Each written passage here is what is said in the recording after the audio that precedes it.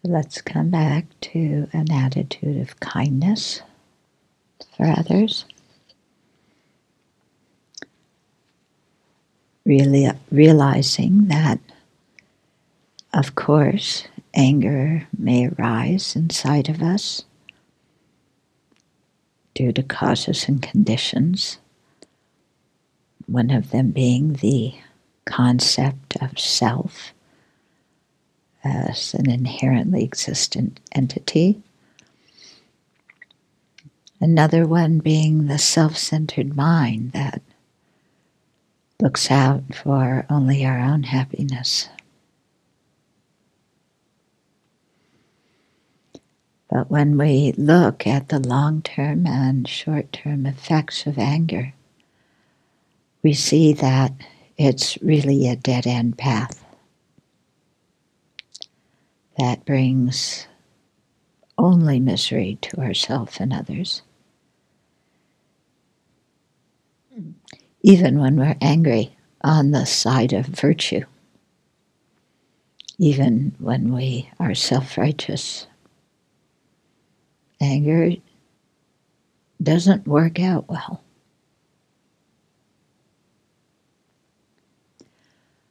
So make a very strong intention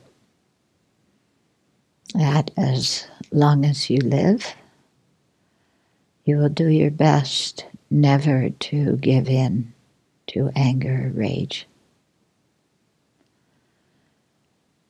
Always to practice and apply the antidotes to it.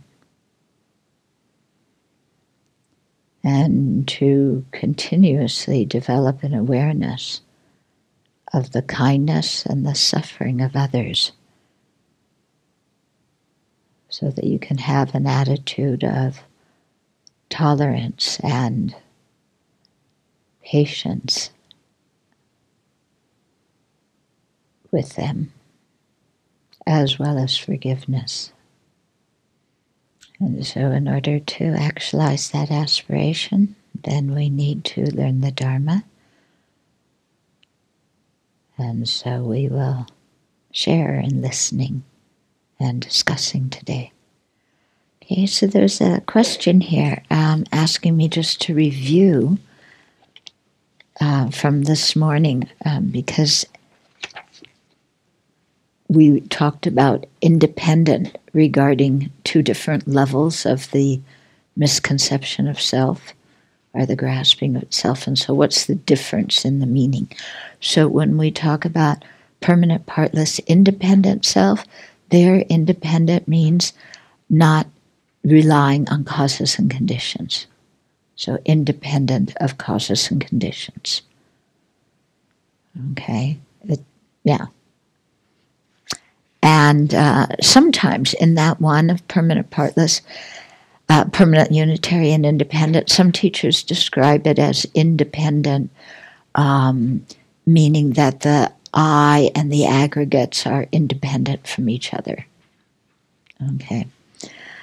Then when we talk about the inherently existent I, there independent means independent from any other factors whatsoever, including the mind that conceives and designates objects.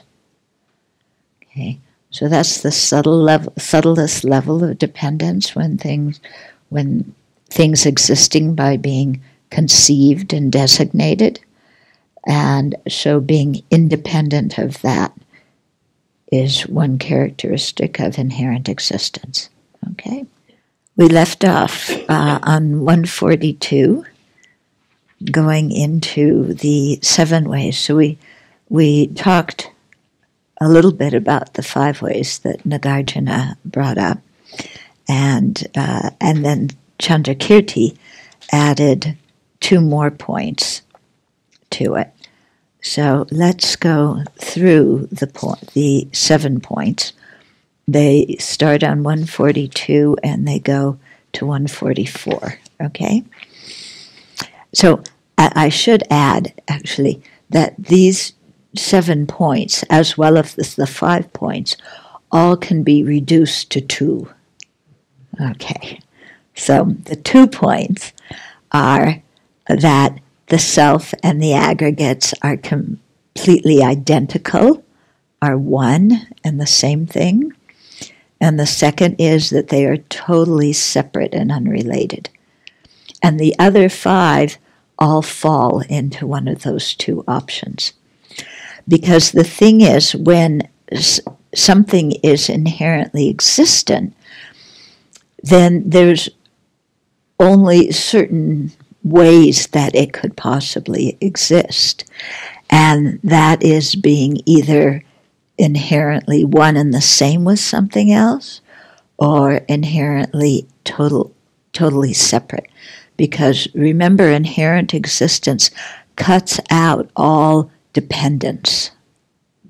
So if you cut out all possibility of 2 things depending on each other in one way or another, then you're left with only 2 options. They're exactly the same thing, or they're completely unrelated. No other possibility. Okay?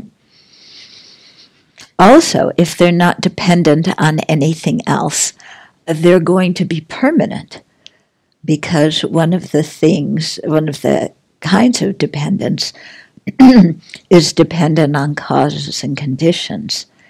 And so if there's things that, if they don't depend on causes and conditions, then they must be permanent. So there are certain permanent phenomena. Yeah, like empty space and so on. Yeah, even emptiness is a permanent phenomena. But when it comes to impermanent phenomena that function and change, it becomes difficult, because they couldn't function and change if they don't depend on other phenomena, on other factors. Okay, so let's start here with the first one. So if the I inherently existed, it would have to exist in one of these 7 ways in relation to the aggregates. So first way, the self would be inherently one with the aggregates. The person and the aggregates would be exactly the same, totally inseparable. Okay, so exactly the same. You couldn't differentiate them from each other at all. And they'd be totally inseparable. No way to point out 2 things there. Exactly one and the same. So if this were the case, then there's 5 fallacies that arise. First of all, the self and the aggregates would be synonymous. Okay? If they're exactly the same, then they have to be the same in their meaning, in their function, and also in their name. So that means the aggregates and the person would be synonymous. In this case, there would be no necessity to exert the existence of the self, because simply by saying aggregates, you would know self. Okay?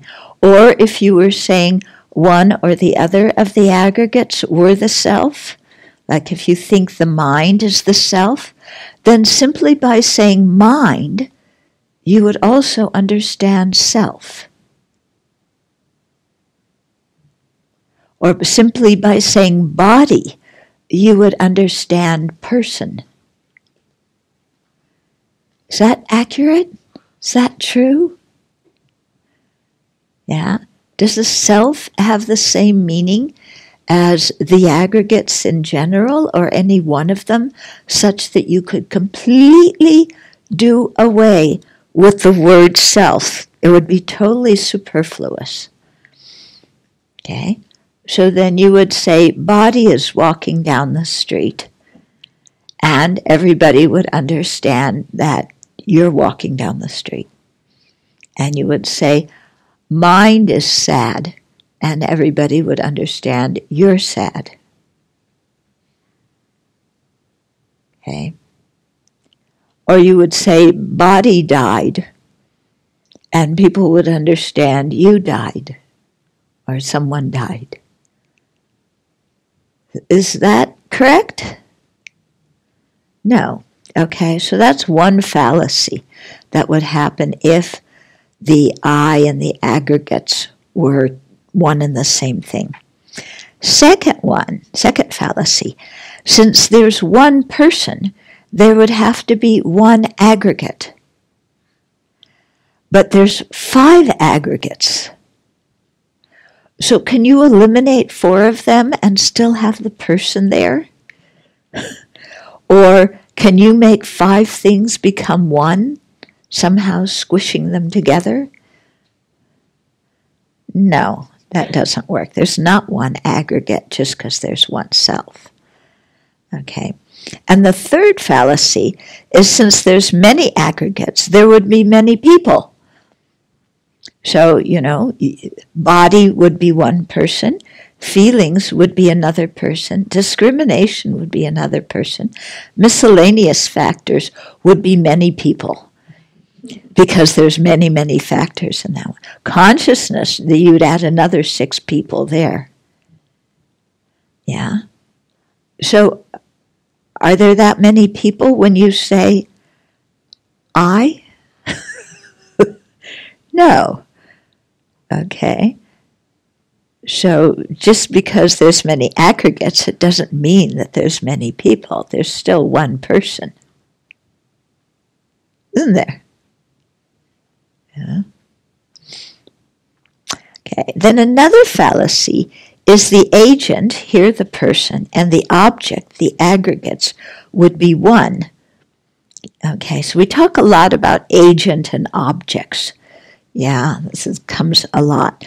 So, or we talk about agent and action. Yeah, and these are all different parts, that relate, different things that relate to each other. But if the body or if the aggregates and the person were identical, then the agent and the aggregate, the agent and the object would be one. So what would that mean? What would that look like? We could not say, I have a body. Because saying I have a body, there's an I that's the agent, and body that's the object.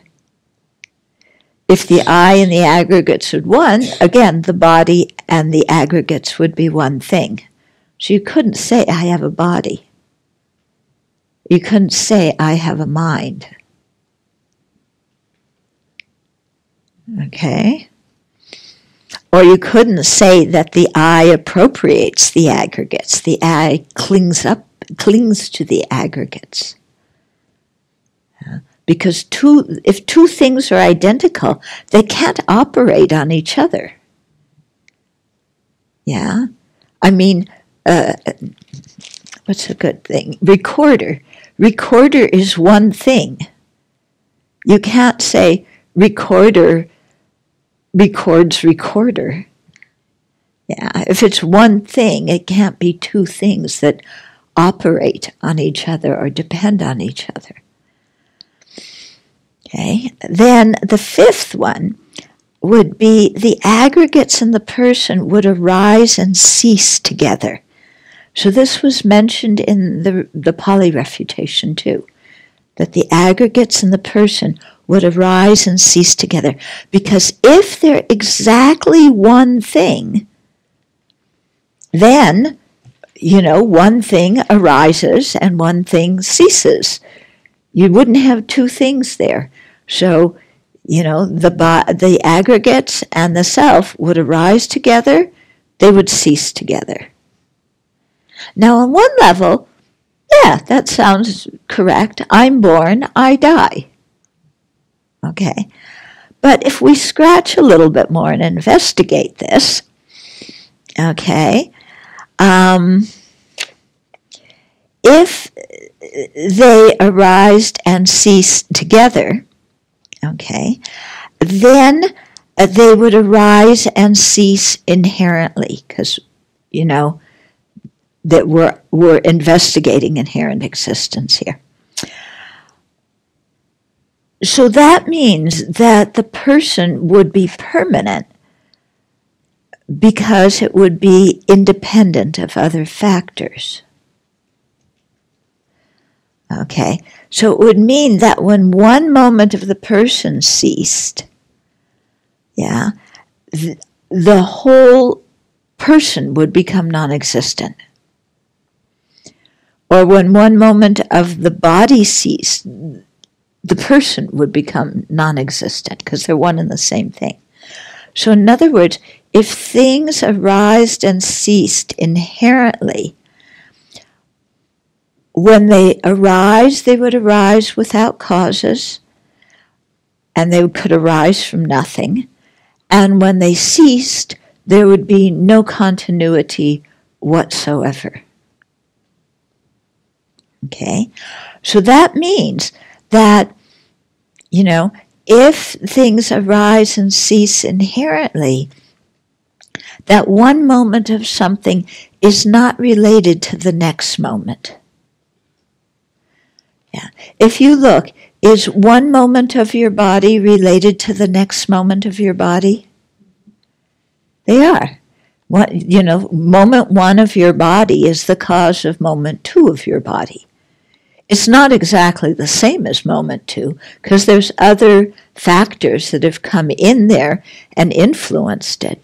But moment two is a continuity of moment one. When moment one ceases, the entire body doesn't just cease without any kind of effect. Okay, there's something that follows. If things inherently rise and cease, when something ceases, finished, kaput, there's nothing more. Okay, because things that are inherently existent don't depend on causes and conditions.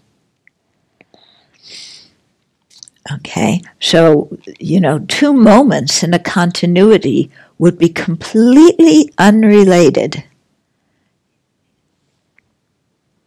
One moment a person would be unrelated to the next moment a person. Okay, which would mean that the you that is here now is totally unrelated to you that is here now. Is that true? No. One moment of you is related to the next moment of you. Okay. Now there's, so along this line, when the body ceased at death, the person would also cease with no continuity in future lives. Because if they're inherently one, they arise and they cease together.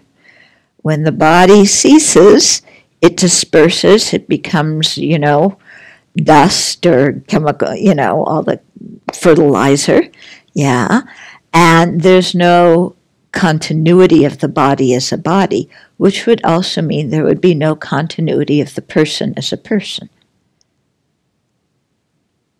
But that's not true. Okay. Furthermore, one moment of the person would be totally unrelated to the past and future moments of the person. Okay, so the person, Sam of yesterday, Sam of today, and Sam of tomorrow would be unrelated. There wouldn't be a continuity. So that brings a whole bunch of problems we're going to get to here, okay?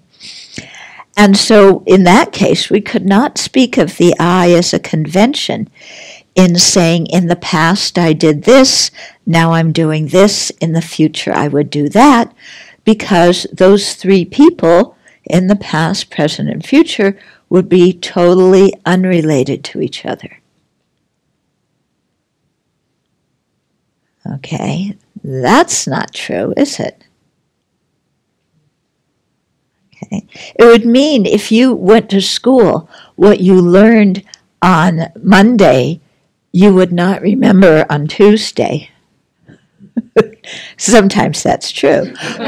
Okay. But it's not due to the person and the aggregates being one and identical, it's due to our bad memory. But if they were one and the same thing, when Monday's self finished, there would be no continuity, and Tuesday's self would arise like a totally different person out of nowhere. Okay? So you couldn't say, oh, I did this, and I learned that, and now I'm doing this, and in the future I plan to do that, because they would all be different people with no relationship to each other. Unrelated, like the package of tissue and the striker. Okay? So this, in turn, would bring 3 more unwanted consequences. Okay? So first here, so if the I and the aggregates were totally one, and, they arised and ceased inherently, and there was no continuity between them, then recalling events from the previous lives would be impossible, because the past self and the present self would be totally unrelated. They would be 2 completely different people. Okay? Even from one day to the next, Monday's self and Tuesday's self, totally unrelated, 2 different people. Okay? So that's not so. If they were 2 different people, then you would pay into one person's Social Security account, and you wouldn't get that back later on. Because the people would be unrelated. Or somebody who committed a crime would get arrested, but they couldn't get prosecuted because the person who was getting prosecuted is a totally different person. Okay, so no relationship between one moment and the next. Okay, then, so recalling events from previous lives or even from yesterday would be impossible. Another unwanted consequence is that actions that we did would not bring results. So if there's no continuity between one life and the next, we would not experience the results of actions we did in previous lives. That means that if we created merit, it would not bring happiness to us in the future lives. If we created non-virtue, it would not bring suffering to us in the future lives. Now, people who don't believe in rebirth and who think that at the time of death, the self completely becomes non-existent. That's what they say. And so, that kind of view could really undermine any intention to live with ethical conduct. Because whatever I do this life, when I die, it doesn't count. Because I'm not reborn, because there's no person. Or I'm reborn as a totally different person. Sometimes when we're just learning about rebirth, this is the way it seems, I'm one inherently existent person this life, and next life is another inherently existent person. So they're 2 unrelated things. So I die, I go out of existence, and then, well, you can't really say I'm reborn then. But somehow, then there's another life that's a totally different person. So they say, then why should I have to experience the results of what this person did when my next life is a totally different person? Okay? Now, that would be a really good argument to use for a kid when we got in trouble. Mom, the kid I was yesterday is a totally different person than the kid I am today. So don't punish me for what that kid did, because it's not me. You think your mom and dad would buy that? I don't think so. Yeah, but it's the same kind of argument, because if things arise and cease inherently, there's no cause and condition don't function. Okay? The third problem that arises, okay, did I read the other sentence there? If there were no continuity between one life and the next, we would not experience the results of actions we did in previous lives. Then the third problem is we would experience the results of actions we did not do. Why?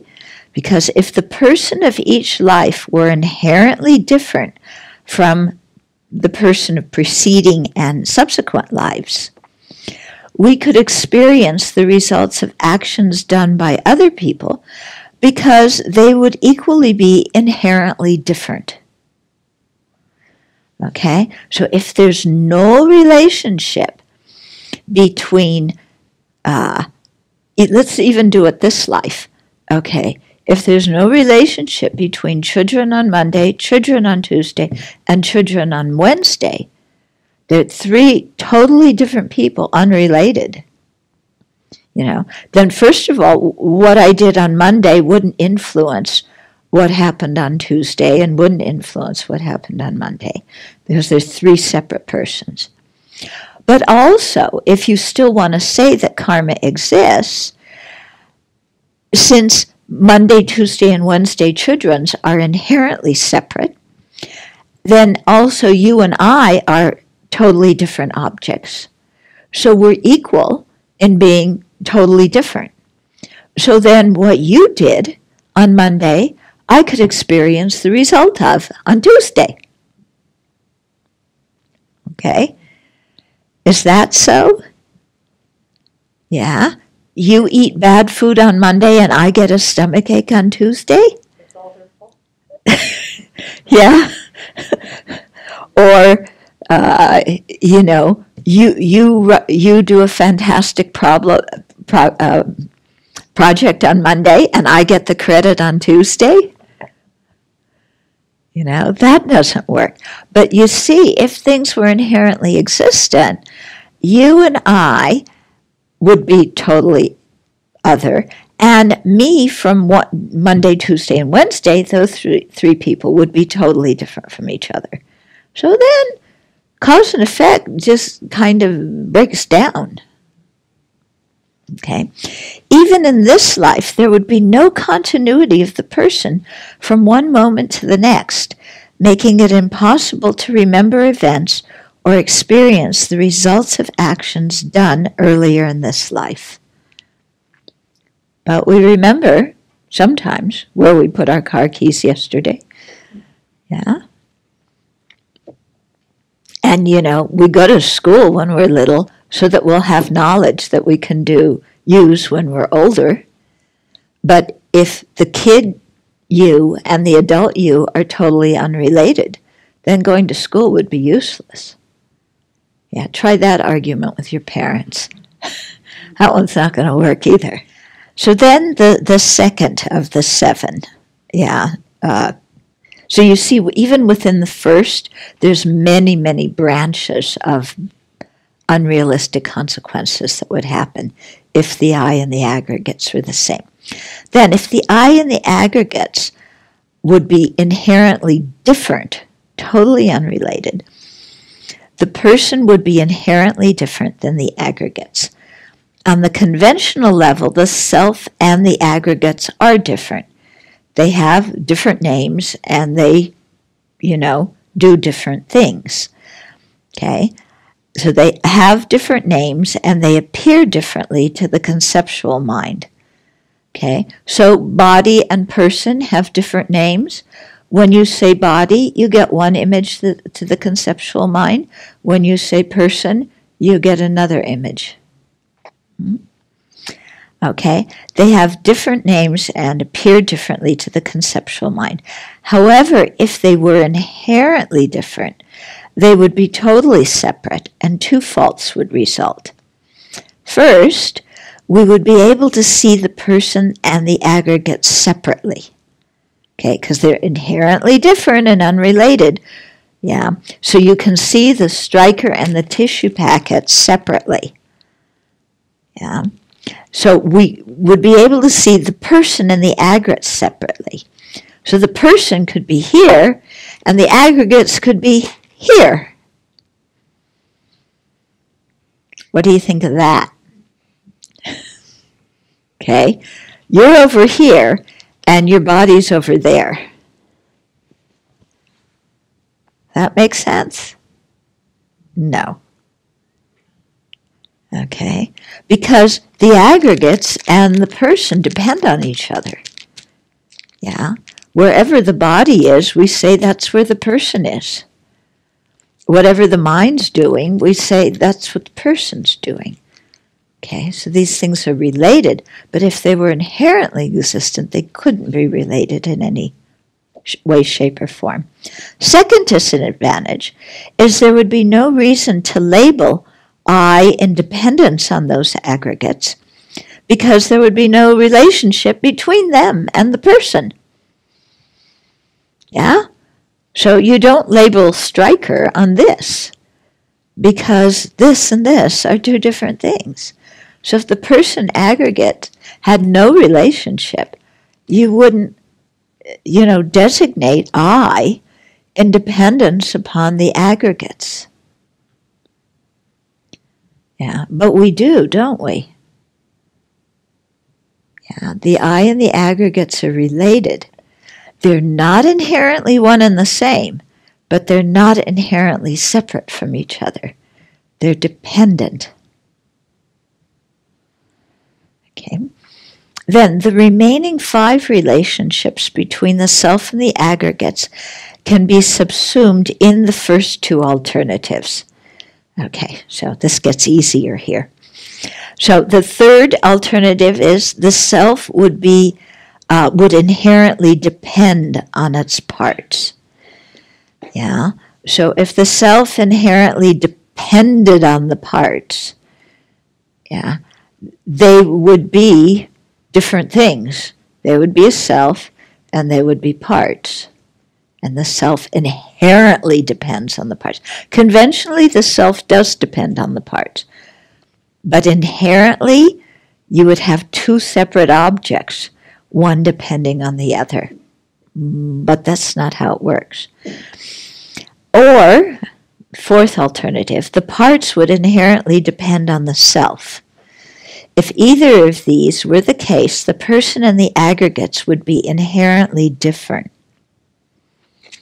Now, sometimes, we feel like the I and the aggregates are the same, or the I and the aggregates are different, just because of our internal ignorance and confusion.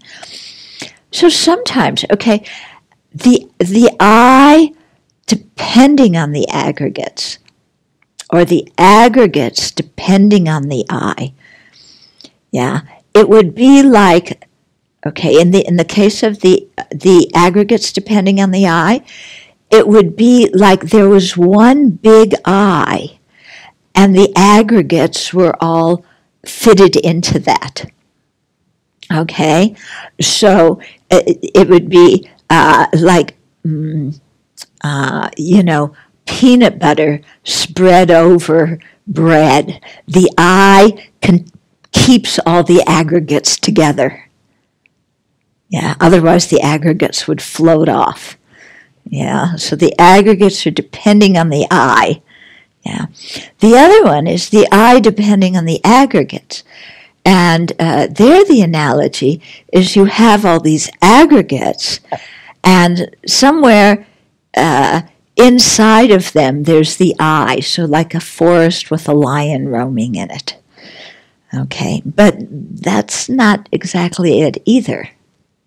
Yeah, because in both of these alternatives, yeah, the peanut butter and the bread are 2 different things. The lion and the trees are 2 different things. But the aggregates and the person are not 2 different things inherently. Conventionally, they are different. Yeah, they have different names. They appear to the conceptual mind differently. But they're not totally different and unrelated. Okay, then, fifth alternative, the self would inherently possess the aggregates.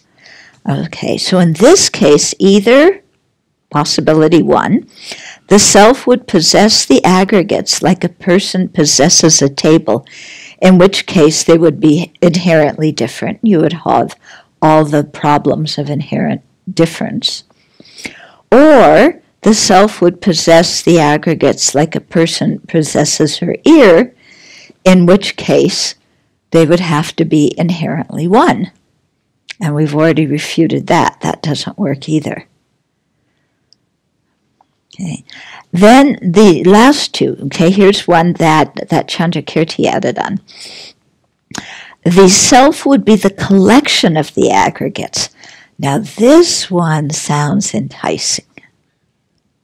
Yeah, okay. The I isn't just the body. The I isn't just the mind. But the I is all of them put together. Yeah, that one sounds good, doesn't it? Like the book. The book isn't one page. It's not that page. It's not that page. And it's not separate from it. But the book, you put all the pages and cover and together, and that's the book. That argument sounds really good, doesn't it? Okay. But there's a problem with it. In this case, we couldn't differentiate the designated object, the person, and its basis of designation, the aggregates. Okay, so designated object, basis of designation. Okay, if we look at the book, the basis of designation is all the sheets of paper and the cover and the binding. Okay, and the designated object is book. So there's a basis of designation, all these parts and things, and then the mind comes along and says, oh, that's a book. And it becomes a book. Okay. But the designated object and the basis of designation are not exactly the same thing. Okay? If they were inherently the same thing, they would have the same name and perform the same function and appear the same to the conceptual mind. But they don't. Okay? So, but if the person were the collection of the aggregates, then since the collection of the aggregates is the basis of designation and the person were the designated object, those two would become exactly the same thing. Okay? So that would be like, if we took Heidi, Heidi is exactly the same as the collection of her body and mind. So that when you saw the collection of body and mind, you would see Heidi.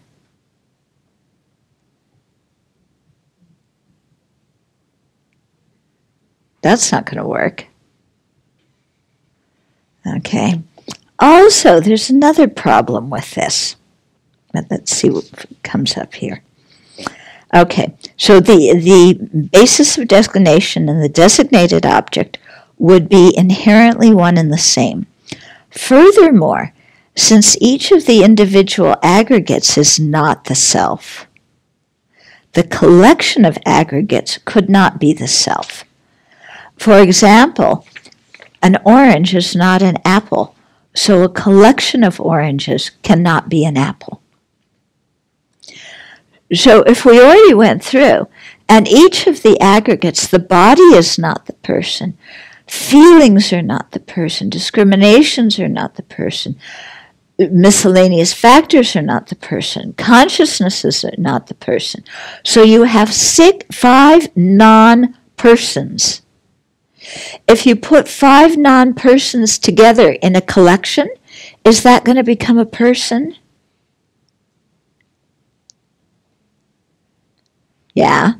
each one of them has the quality of being a non-person. How are you going to get a person out of that? We're talking an inherent existence here. Okay? So the I and the aggregates, even the collection of the aggregates, the I cannot be the collection of the aggregates. And the seventh one, the self, would be, they literally translate it as the shape of the aggregates, but I think it means more the arrangement of the aggregates. Okay? Since only the body has shape, the person would be the body and would not have mental aggregates. So that's one refutation. But if you take it to mean the arrangement, because another way of refuting the previous one, that the collection is one and the same, is if we use a material object. If we have here, the basis of designation is the collection of the pages and the cover and the binding. What happened if we had all those pages, but they were just spread out on the table with the one cover here and one cover there, and the thread of the binding, making a pretty design in the middle? Would you call that a book? No. Would you call it a collection of parts of something? Yeah. But that collection is not a book. And why not? Because we would say all those parts have to be arranged in a particular way because they become a book, for them to become a book. Okay, so that's why we have the seventh one. Oh, it's the arrangement that becomes the book. But again, an arrangement is only a collection. And it's a collection of things that are not that object. So how can a collection of things that are not that object become that object? Okay. Now we mull this around and we say, yeah, that makes sense. But you put an engine and wheels and pistons and seats and what else? A hood and sides and a windshield and these things and a trunk, and you have a car. Yeah? And so there isn't the collection of parts a car? Yeah? The collection of parts is a car? Then what happens if the collection, here's one wheel, 2 wheel, 3 wheel, 4 wheel, the hood, the engine, the axle, the seats, the windshield. You still have a collection. Yeah, that collection of car parts is not a car. Okay, well, the arrangement, you put them all together in a certain form, and then you get the car. Okay? But that works. But even conventionally, you put those things together, that just putting those things together isn't actually enough to get a car. Somebody has to have the idea of car and call them car. Yeah, because there can be a collection of different parts, but if nobody puts them together and conceives of them as one thing, then that object doesn't really exist.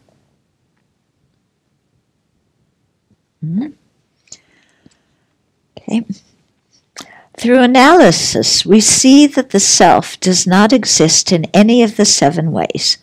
Therefore, we can conclude that the self does not exist inherently, independently, or under its own power.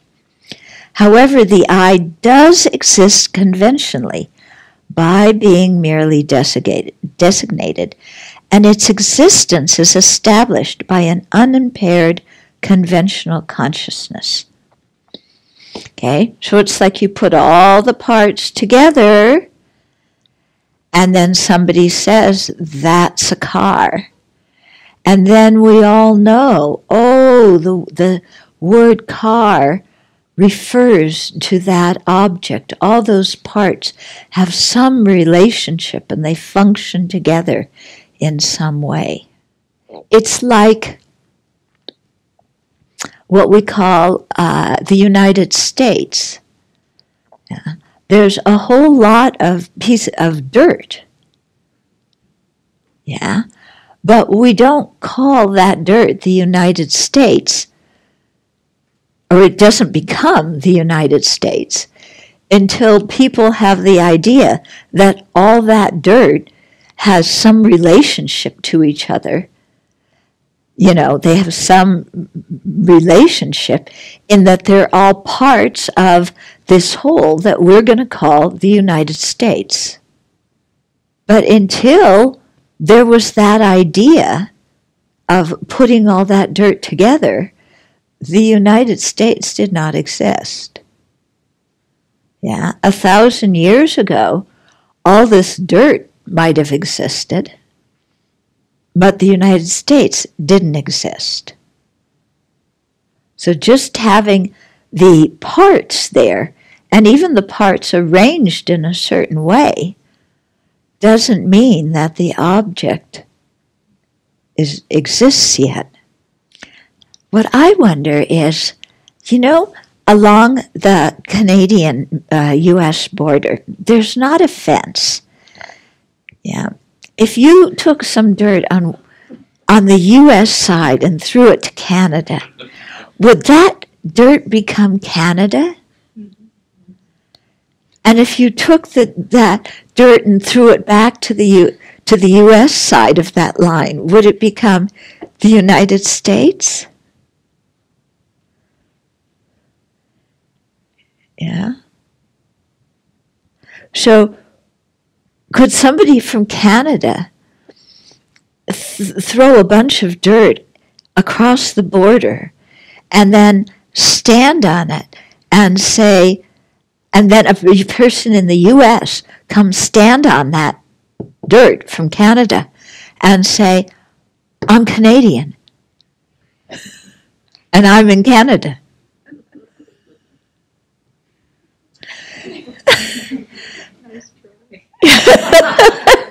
So is that dirt Canada or is it the U.S.?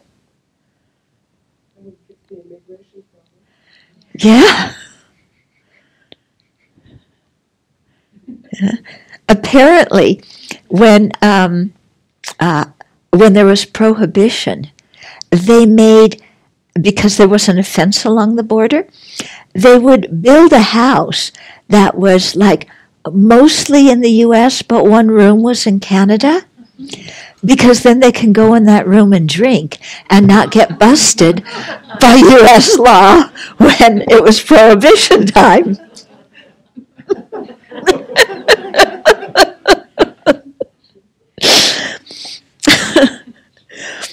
Okay, so the merely designated person creates karma, experiences its result, practices the path, and attains awakening. Okay, but you can't find that middle person, that person that does all those things. That person exists. Someone practices the path, someone creates karma, someone experiences the result. Someone attains enlightenment. But if you search for exactly who that person is it this aggregate, that aggregate, separate from the aggregates, the collection of the aggregates, the arrangement of the aggregates? If you search for what that person is who does all these things, you can't find it. But even though you can't find the person under ultimate analysis, conventionally that person exists and performs all those activities. Okay? So what we're looking at, ultimate analysis, is when you search to try and find out exactly what something is. What does this word refer to? What really, truly is that object? What can we identify as being in its own essence that object? Okay.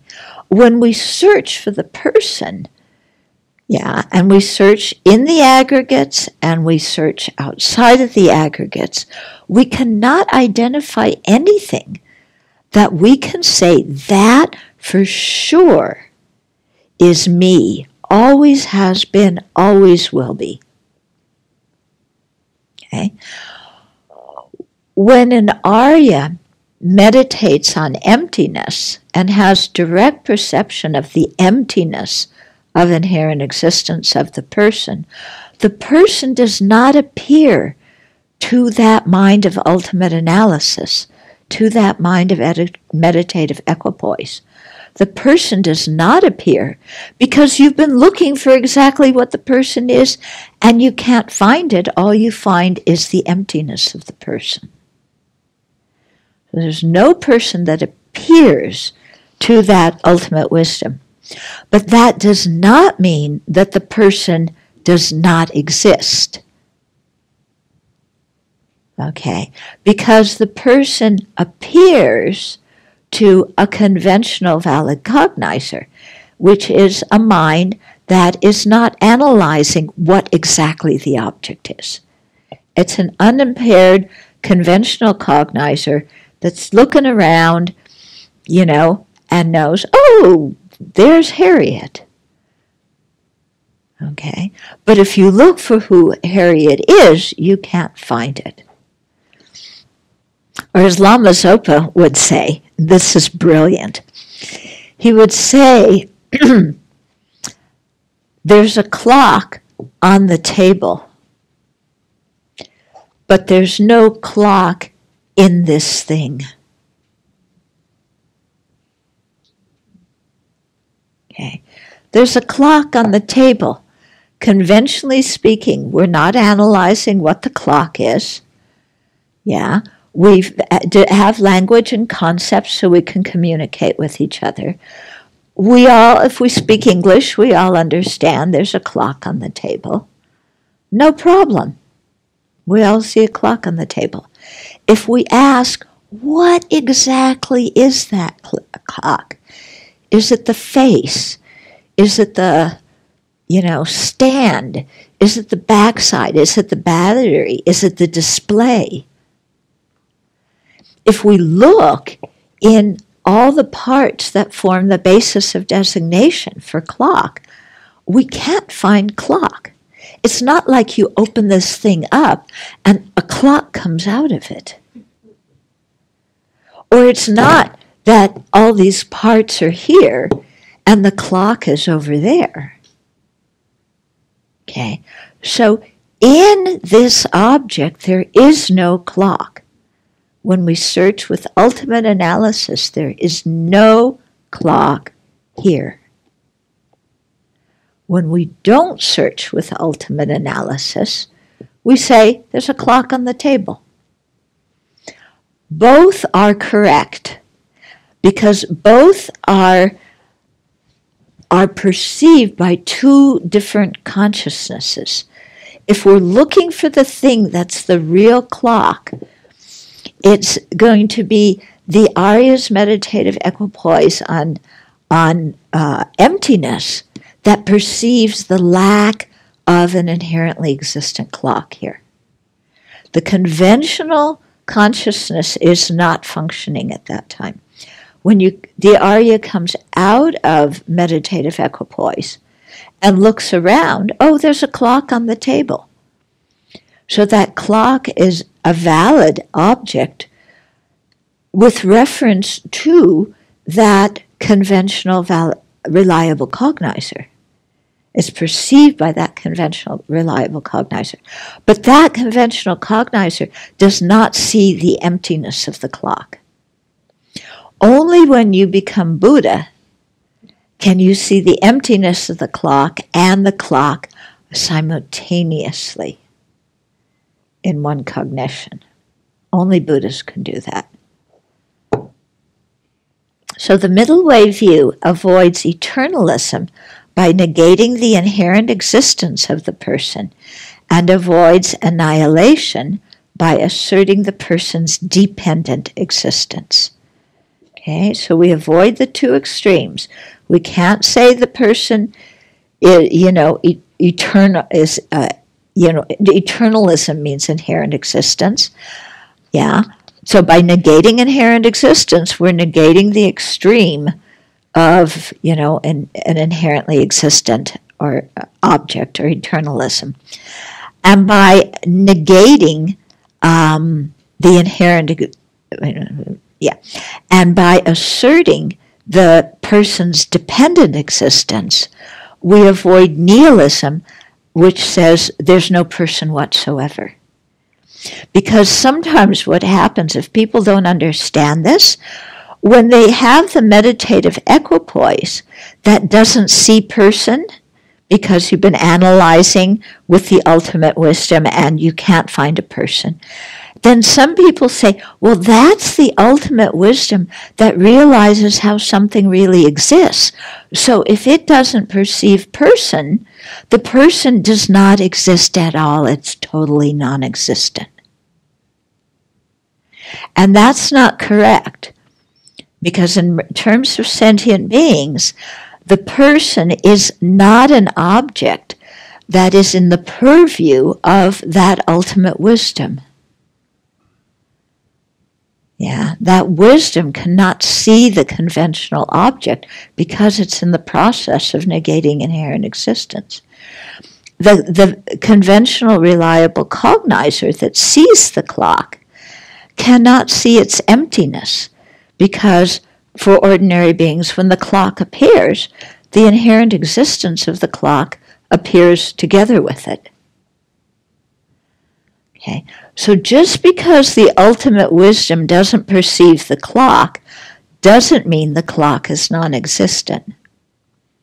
In the same way as just because our conventional wisdom does not perceive emptiness, that doesn't mean that emptiness doesn't exist. It exists.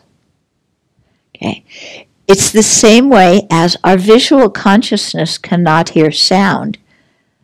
But our visual consciousness not hearing sound doesn't mean sound doesn't exist.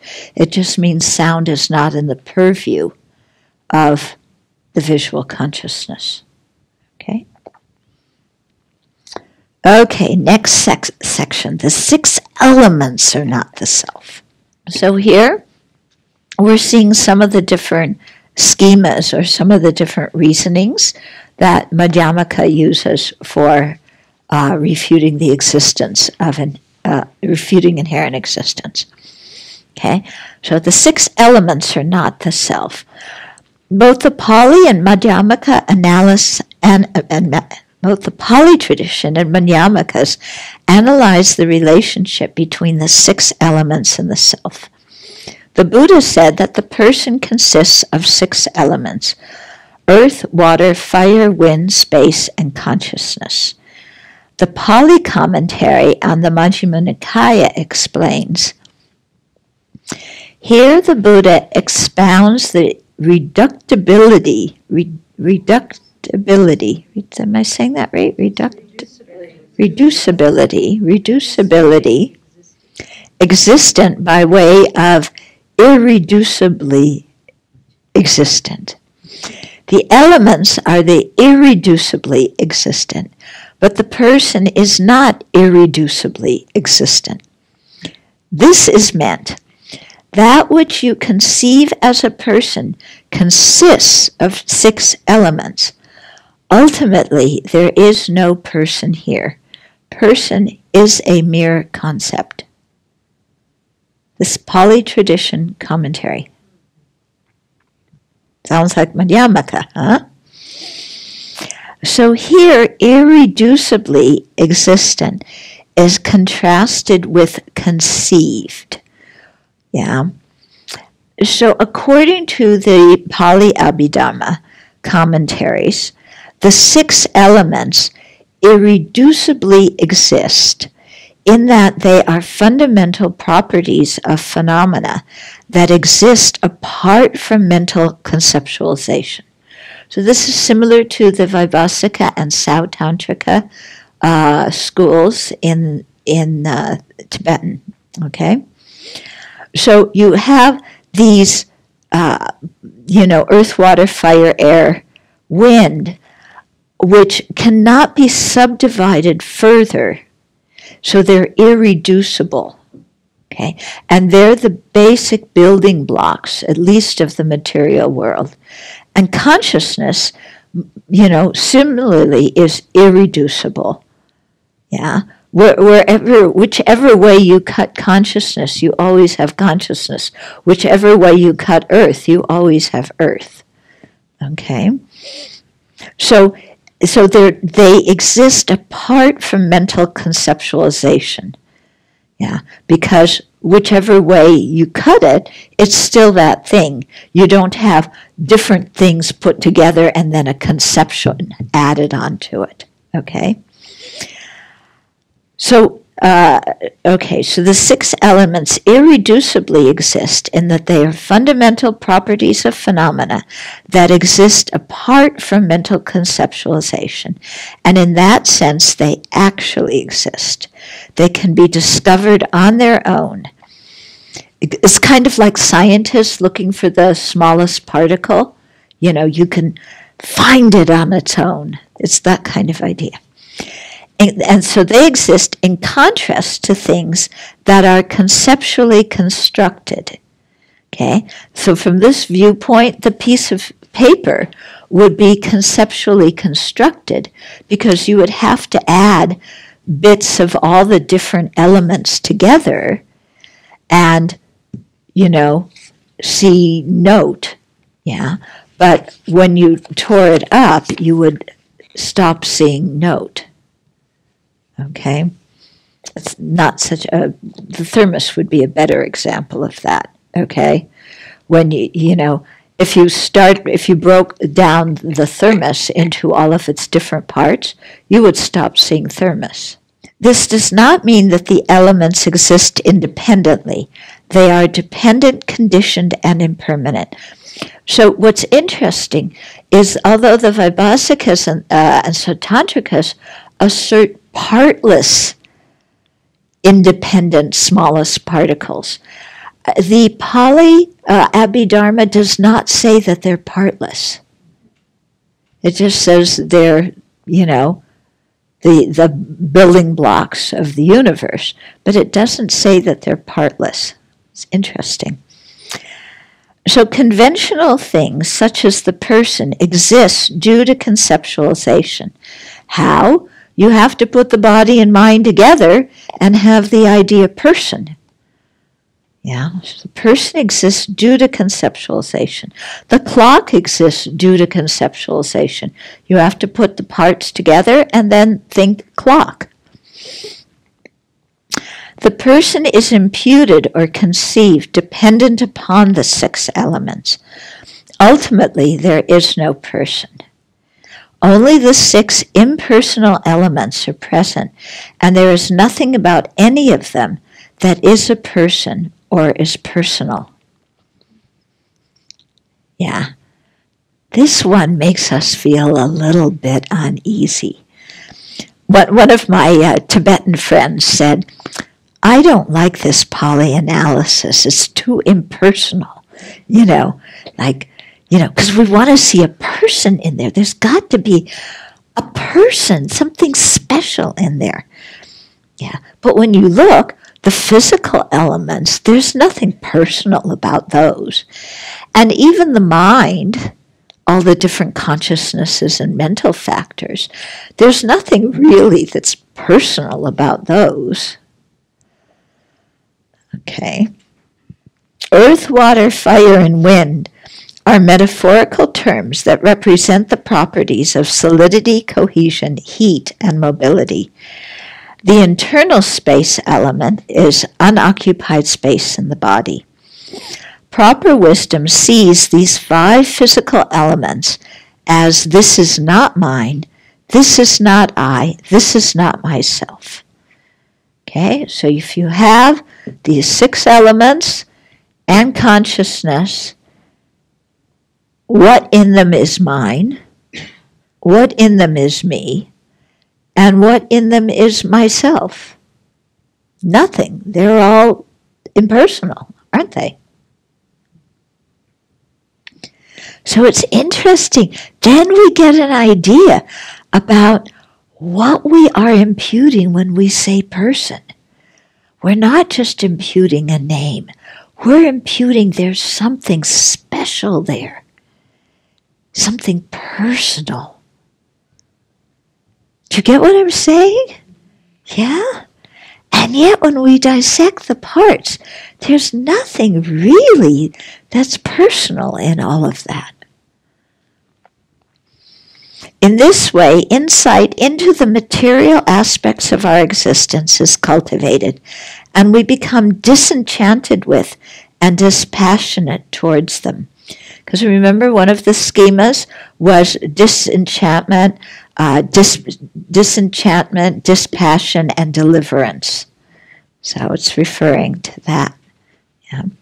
The 6th element, consciousness, consists of the 6 primary consciousnesses, as well as feelings, discriminations, and mental factors in the volitional factors aggregate.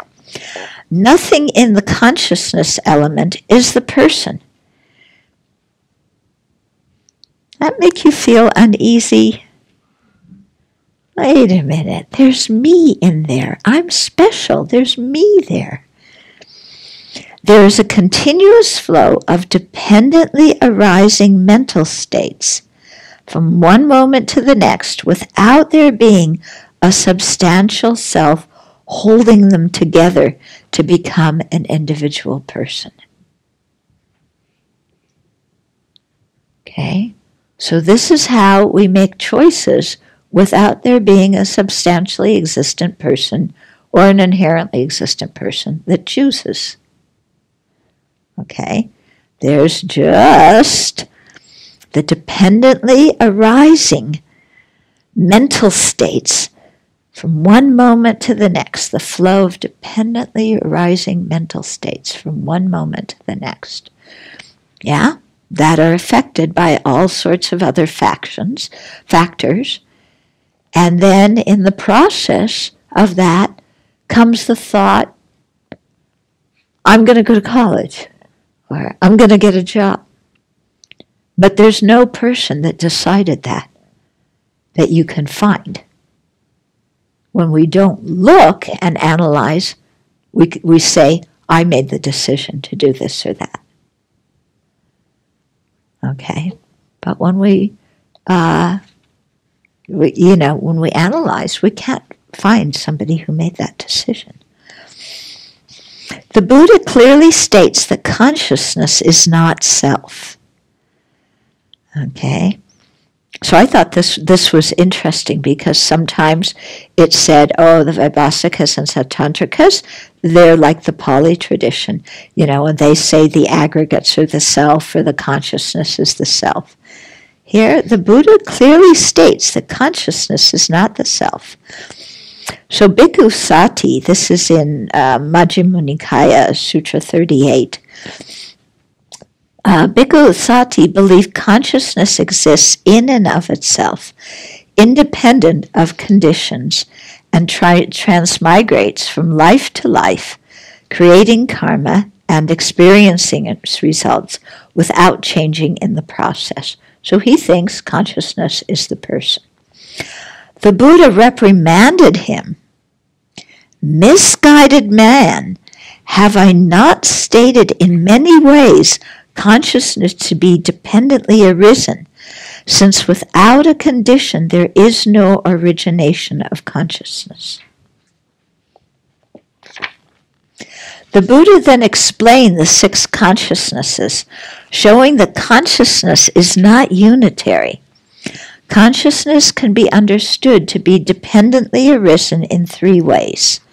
First, each of the 6 consciousnesses depends on causes, its own cognitive faculty, so the sense power that is, helping to connect the object to the consciousness, the object, and the immediate condition. So that means the preceding moment of consciousness. Okay, so each of the 6 consciousnesses depends on those 3 factors. So it's dependent. Second, although conscious experience appears to be one unitary thing, it is composed of extremely brief moments of consciousness that can be vividly experienced in meditation with deep mindfulness. Okay? Consciousness is not unitary. Third, each moment of consciousness is also conditioned by its predecessor and in turn conditions the subsequent instance of consciousness. These different moments of consciousness form a continuity, not a jumble of disconnected events. The same conditioned process of successive moments of consciousness occurs at the time of death, one moment producing the next. The Pali Abhidhamma and commentaries posit the existence of a type of mental consciousness called the bhavanga. So this is not in the actual suttas. This is an idea proposed by the commentators. Okay, so a type of mental consciousness called the bhavanga that is seen as a prerequisite for the continuity of personal identity. The bhavanga is not a continuous consciousness, but a succession of moments of mind occurring beneath the threshold of clear awareness. Yet it maintains the continuity of consciousness when no distinct cognition is occurring, for example, during dreamless sleep. Okay? So during waking hours, when there is an external when an external object is perceived or a thought consciousness occurs, these clearly cognizing consciousnesses are at the foremost. But when they cease, if no other object is prominent, the bhavanga arises. Okay, so it's kind of like a consciousness that connects. When there's no obvious object, it connects one moment of consciousness to a next moment of consciousness that happens, several moments afterwards. Okay, the bhavanga is present at death. And in the very next moment, depending on the new physical organism, it arises as the rebirth consciousness. It is not a unitary or independent consciousness.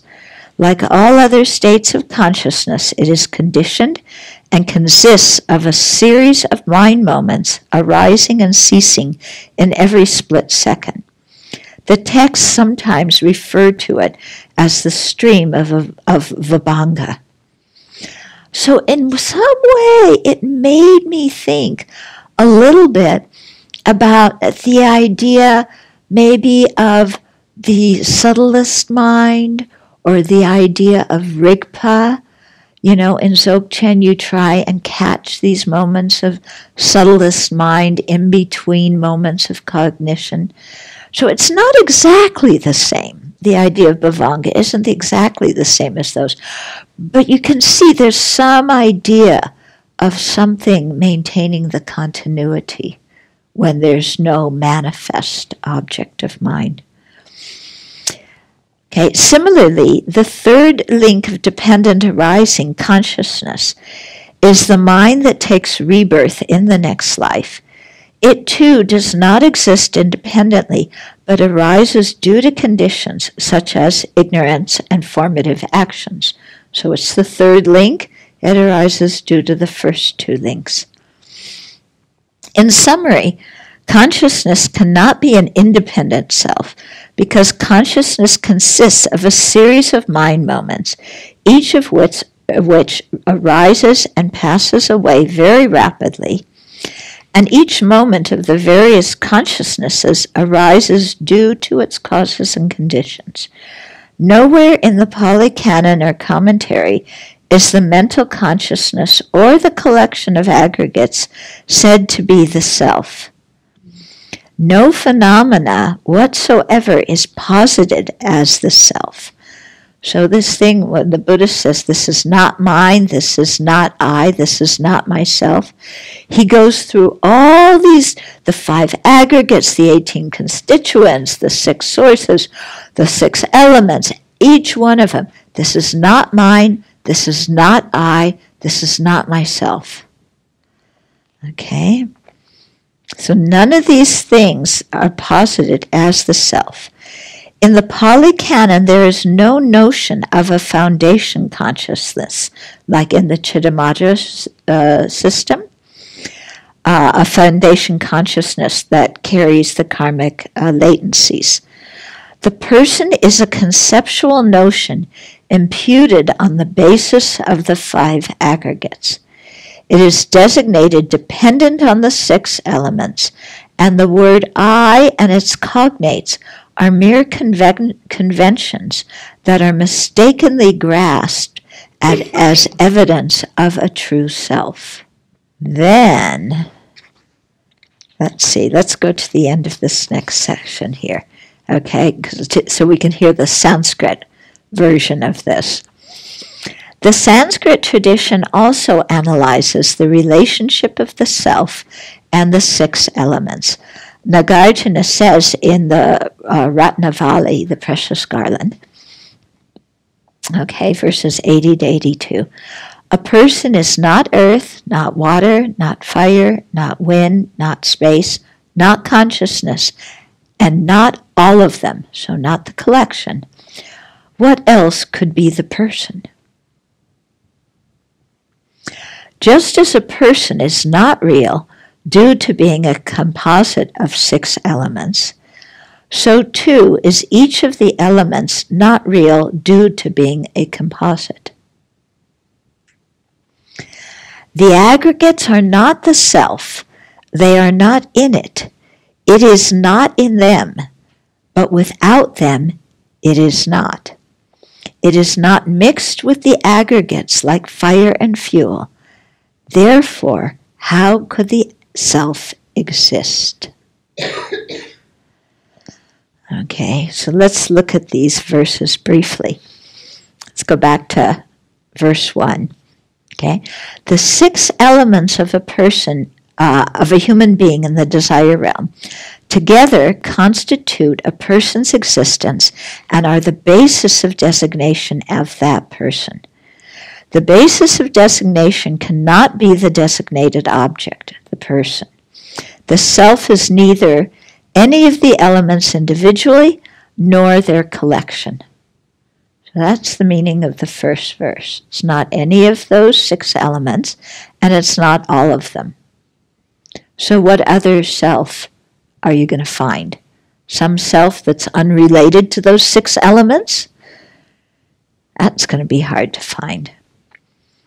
When refuting that the self is the consciousness, Nagarjuna disagrees with those who identify the self as the mental consciousness or the continuity of consciousness. Okay?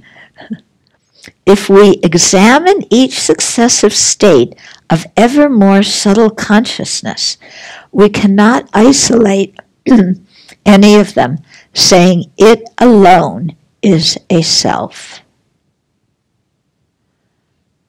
Okay. Even the subtlest mind at the time of death is not the self because it is impermanent and composed of parts.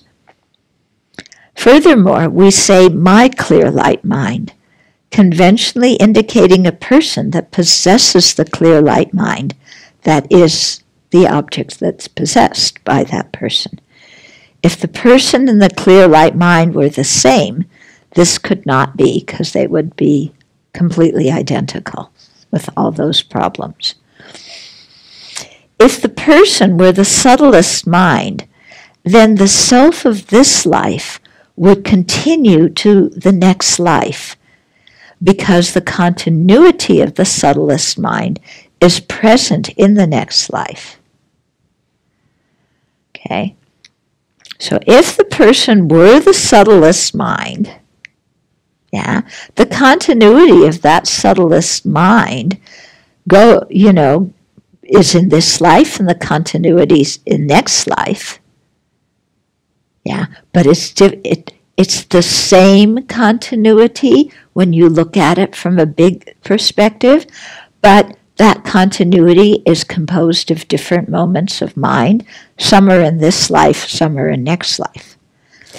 But if the person were the subtlest mind, then the self of this life would continue to the next life, because there's a continuity of this subtlest mind from one lifetime to the next.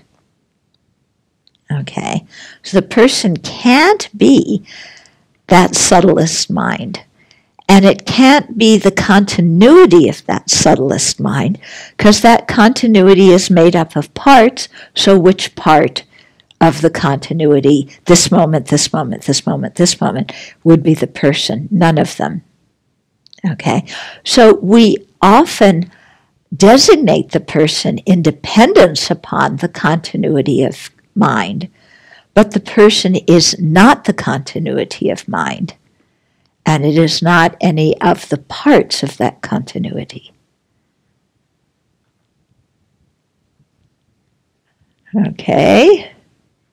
We designate car on the continuity of all those parts, but the car is not any of the parts, and it's not the continuity, because the continuity is a series of moments of car. So which moment of car are you saying is the car in and of itself? None of the moments are. Okay? But we say the car existed yesterday and the car exists tomorrow, and there's no problem in saying that.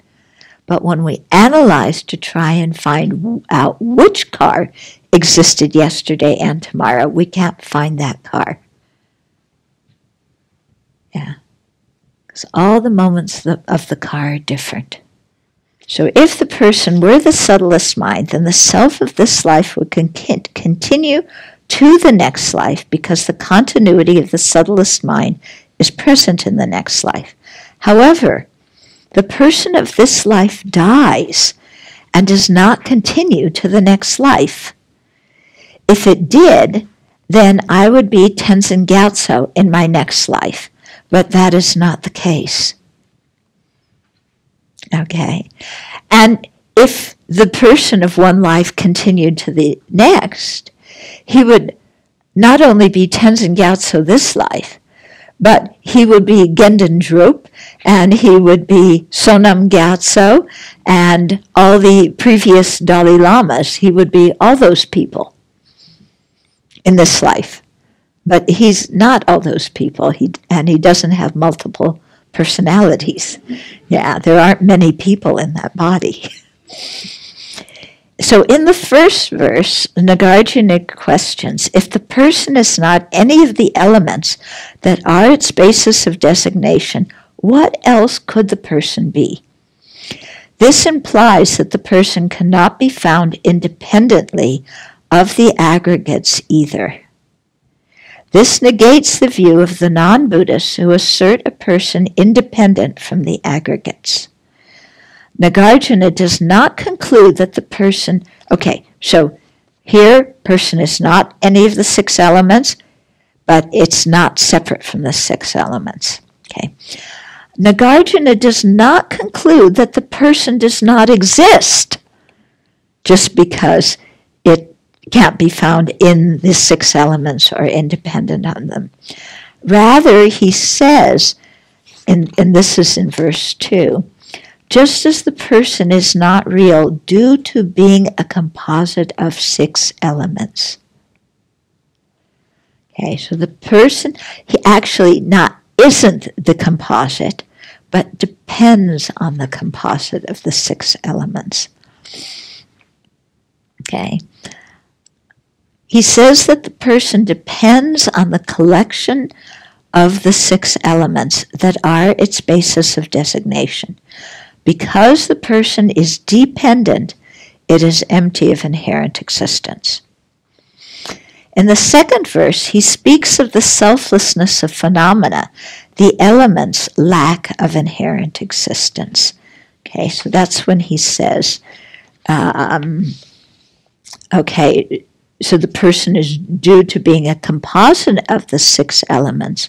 So too is each of the elements not real due to being a composite.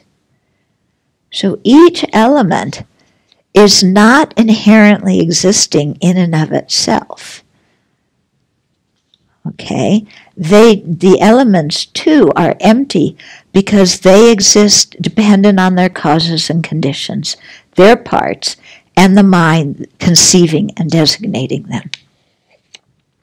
Okay. The third verse returns to the selflessness of person, analyzing the person in relation to the aggregates. The aggregates are not the same as the person. The person is not separate from the aggregates. So here we go. The aggregates are not the person. They are not in it. The aggregates are not in the person. Yeah, it is not in them, so the person isn't in the aggregates. But without them, it is not. Without the aggregates, you can't find the person. The person and the aggregates are not inherently different. And then it is not mixed with the aggregates like fire and fuel, which I'll explain in a minute. Therefore, how could the self exist? So here he's giving aggregates are not in the are not the self, are not in it. It is not in them, but they aren't without them. It isn't. Okay, and they're not mixed together like fire and fuel. So 5 different alternatives here. Okay, so the aggregates are not the same as the person. The person is not separate from the aggregates, which it would have to be if either the aggregates were found in the person or the person were found in the aggregates. Nor does the person inherently possess the aggregates. Nevertheless, without the presence of the aggregates, a person cannot exist. Here it skipped over the fire and fuel one. Okay? So, some people say that the aggregates and the person have an inexpressible relationship, like fire and fuel. Okay? So fire and fuel, when the fuel is burning, the fire and the fuel are not, they're inseparable. Okay? But the fuel becomes the fire. So it's like when people want to say that the relationship between the person and the aggregates is inexpressible, it would kind of like be saying, well, how do you express the relationship between fuel and fire at the moment the fuel is being burned? At that moment, you can't separate them. And yet, they're kind of 2 different things because fuel is fuel and fire is fire. So they say inexpressible. Yeah, when we can't understand something, then it's inexpressible, inconceivable. Now, it's true that, in many verses and in the sutras, it says, like, the ultimate nature is inexpressible, inconceivable. But there what it means is it can't be expressed in conventional terms by words and concepts. It can't be conceived of the way we conceive of a lamp or the carpet. Okay? So there, what it means is that the ultimate nature, you can't really grok what emptiness is by words and concepts. It's inconceivable, inexpressible.